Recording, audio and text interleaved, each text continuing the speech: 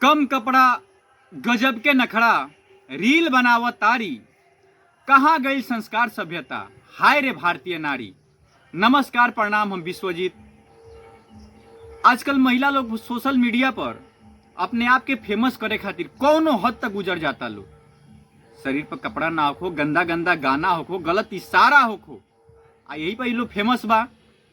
देखे वाला भी कमी नहीं खे, उन लोग के व्यूज भी बहुत सारा आ जाता। कम कपड़ा गजब के नखरा रील बनावत तारी, आ कहाँ गई संस्कार सभ्यता, हाय रे भारतीय नारी। गंदा गंदा गाना, छोटा कपड़ा तन पर, आ लाज शर्म तक खत्मे बावे, नाचेली इंस्टाग्राम पर।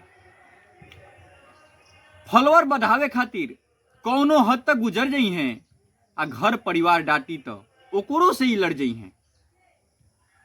जानलेवा कमर लचकावस, नौटंकी बेमिसाल बा, आ नाच वाला वीडियो देखे बुढ़ऊ लोग के भी बदलल चाल बा। आजकल बुढ़ऊ लोग भी देखा जाए सोशल मीडिया पर तरह तरह के कमेंट करता लो, तब सोच ली कि बूढ़ा लोग भी आजकल सोशल मीडिया पर अपन मने तूफान मचा देले बा। कैमरामैन रोहित बाबू ओकरा औरतिया के मर्द के लगी जाके कुछ जोड़ देले, ओकरा के आग लगा देले। मर्दा खिसियाइल बा, औरतिया के पास पहुंचल तो कहता वीडियो देख के लाज लागेला, देह आपन देखावेलू, आ दोस्त यार तो हंसते बावे, इज्जत के धजिया उड़ावेलू। औरतिया अपना मर्द के धैला से कहलस, तारा से घर चली नहीं, मत करा नौटंकी, अब से तू कुछ बोलबा तो फोड़ दे हम तहार टंकी। आके एक एक थाली अपना टंकी में हुर लेता रहा, कहां से आवता। और सुना, नाम हमार तो लोग जपेला, चलेला हमरे नाम पर न्यूज, आ दोस्त यार तहार देखे लेन तो बढ़ेला हमार व्यूज। बोले में तू बीसे बाड़ा, हवा बड़का झूठा, आ बाबूजी के बुझाइल ना हमरा, बांध देले तारा खूंटा।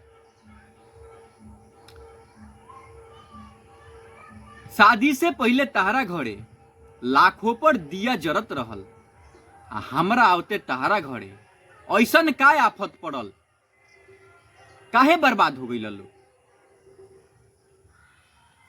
घर के सारा काम कर, कल सुना, घर के सारा काम कर, अब बर्तन तू ही माज, आ कबो कबो हमरा संगे सलवार पहन के नाच।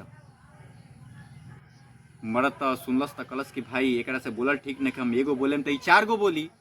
तो मरद कहले बोलेम तो ई छोड़ के भागी, बोलेम तो ई छोड़ के भागी, मरद ई मजबूर बा, आ घर में कोनो चीज के कमी हईले नहीं के, तो हमारा सब मंजूर बा।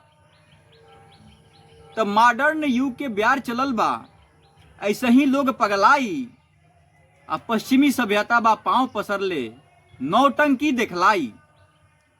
नारी के गहना लाज शरम ह, ई गहना अब गायब बा, आ घूंघट के लाज गांव में बावे, शहर में सब जायज बा।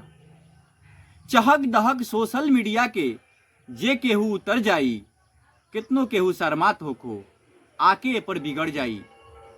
तो वो लोग बताएं कि वीडियो कैसन लागल है। आई बिहारी के कलम से भोजपुरी में रचल रचना बा, आ हमनी के चाह ना भोजपुरी भाषा के कि आसमान तक लेके जाई जा हमनी के। आ वीडियो वो लोग कैसन लागल है जरूर बताएं लोग कमेंट बॉक्स में।